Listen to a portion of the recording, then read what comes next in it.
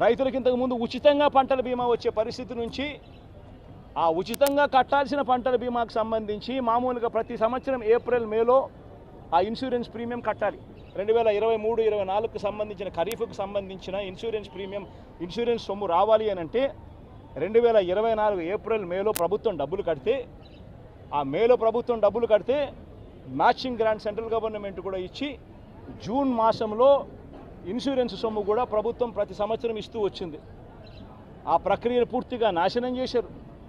Insurance సొమ్ము కూడా రాని పరిస్థితిలో ఈరోజు రైతన్న ఉన్నాడు. ఉచిత పంటల బీమా గాలికి ఎగిరిపోయింది. ఈ క్రాప్ అనేది గాలికి ఎగిరిపోయింది. రైతులందరూ కూడా ఈరోజు క్యూలలో నిలబడతా ఉన్న పరిస్థితులు కనబడతా ఉన్నాయి. కనీసం ఎరువులు కావాలన్నా, విత్తనాలు కావాలన్నా దారుణమైన పరిస్థితిలోకి వెళ్ళిపోయింది. గడప వద్దకే, ఇంటి వద్దకే వచ్చే పెన్షన్ ఆగిపోయింది. గడప వద్దకే, ఇంటి వద్దకే వచ్చే రేషన్ ఆగిపోయింది, పెన్షన్ ఆగిపోయింది.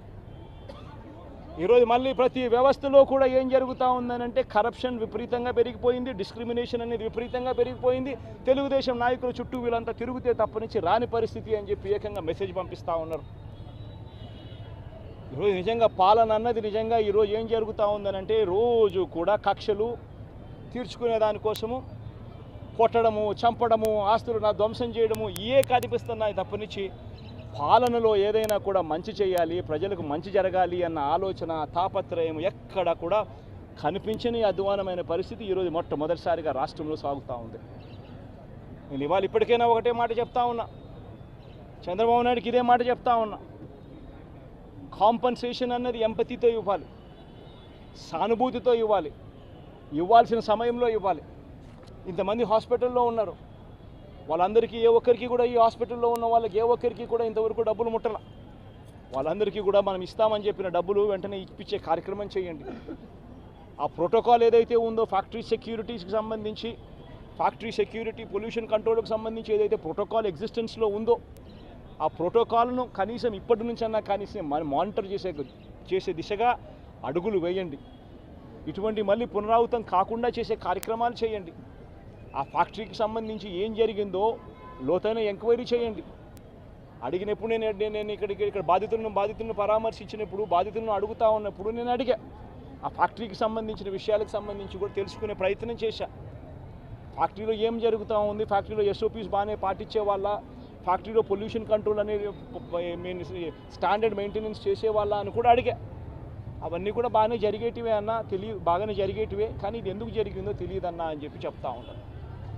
నేను ఫ్యాక్టరీలకు సంబంధించి వాళ్ళని ఏదో యాజమాన్యానికి సంబంధించి ఎవరన్నా కానీ ఆ యాజమాన్యం వాళ్ళు ఏదో తప్పులు పట్టాలని, ఇంకోటి పట్టాలని నేనేం చెప్పడంలా. బట్ లోతైన ఎంక్వైరీ అయితే జరగాలి. ఎందుకు తప్పు జరిగిందో తెలుసుకోవాలి. తెలుసుకొని ఇటువంటి మళ్ళీ పునరావృతం కాకుండా అటువంటివన్నీ కూడా చెక్స్ పెట్టి దాన్ని బ్లాక్ చేయాలి.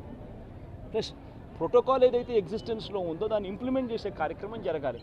అప్పుడు మిగిలిన ఫ్యాక్టరీలలో కూడా ఆటోమేటిక్లీ ఎప్పుడైతే చెక్స్ అనేటివి ఎప్పుడైతే రెగ్యులర్గా, పీరియాడికల్గా జరగడం మొదలు పెడతాయో అప్పుడు న్యాచురల్గా సేఫ్టీ పారామీటర్స్ పెంచడం జరుగుతుంది. సేఫ్టీ పారామీటర్స్ ఎప్పుడైతే పెరుగుతాయో అప్పుడు ఇటువంటి ఘటనలు జరగకుండా పోతాయి. ఇవన్నీ ఖచ్చితంగా చేయాలి. ఇవన్నీ ఖచ్చితంగా చేయకపోతే మాత్రం మేము కూడా ఖచ్చితంగా మరో 2 వారాలు, మరో 3 వారాలు టైం ఇస్తాం.